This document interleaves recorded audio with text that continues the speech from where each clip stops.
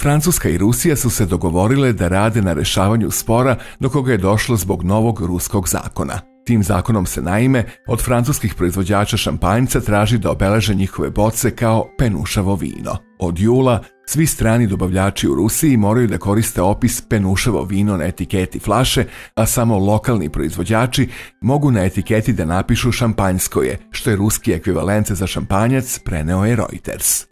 Zakon je naljutio francuske proizvođače šampanjca koji su obustavili isporuke u Rusiju i naveli francusku vladu da zapreti akcijom u Svetskoj trgovinskoj organizaciji.